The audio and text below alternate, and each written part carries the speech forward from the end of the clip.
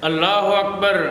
حضرت ثوبان رضی اللہ تعالیٰ عنہ نے نسائی کے اندر یہ روایت کہ حضور نبی کریم صلی اللہ علیہ وآلہ وسلم نے فرمایا، جو میرا امتی تین باتوں سے آزاد ہو کر پاک ہو کر اللہ رب العزت کی بارگاہ میں پہنچے گا تو وہ جنت میں جائے گا۔ اور وہ تین کام کیا ہیں؟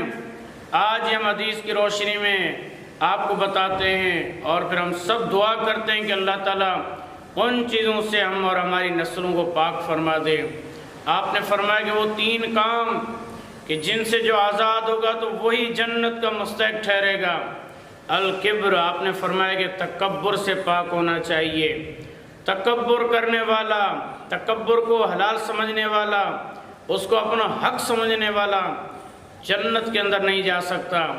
اور آپ نے فرمایا کہ والغلول، اور دوسرا کہ اجتماعی جو معاملات ہیں اس کے اندر جو خیانت کا مرتکب ہوگا اور اسے اللہ کا خوف نہیں ہوگا کہ اس کے اندر جہاں ساری قوم کا حصہ ہے، سارے طبقات کا حصہ ہے، میرے پورے گاؤں اور محلے کا حصہ ہے، لیکن اگر میں کوئی بھی اس کے اندر خیانت کا ارتکاب کر رہا ہوں، آپ نے فرمایا کہ جو ایسا کرنے سے بچے گا اس کے لیے جنت ہے۔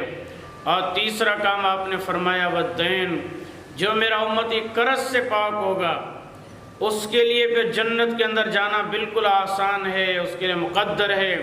آئیے ان تینوں کاموں سے ہم اپنے آپ کو بچائیں، تکبر سے بچائیں۔ اجتماعی جو معاملات ہمارے حوالے ہو جاتے ہیں، ہمارے سپرد ہو جاتے ہیں، ان کے اندر کسی قسم کی خیانت سے ہم گریز کرنے والے بنیں۔ اور پھر قرضہ جتنا لینے کا فکر ہوتا ہے اور یہ فکر ہوتی ہے کوئی قرضہ ہمیں دے دے، ہمیں قرضے کی ادائیگی کی فکر ہونی چاہیے۔ ہمارے جیبوں میں وصیت موجود ہونی چاہیے کہ فلاں اور فلاں کا میرے پر اتنا قرض ہے اور میں دنیا چھوڑوں تو ادا کر دیا جائے، ورنہ بصورت دیگر ہمارے لیے معاشر بڑا سخت ہوگا۔ اللہ تعالیٰ یہ تینوں کام ان سے بچنے کے ہمیں توفیق فرما دے، جنت ہمارا مقدر فرما دے۔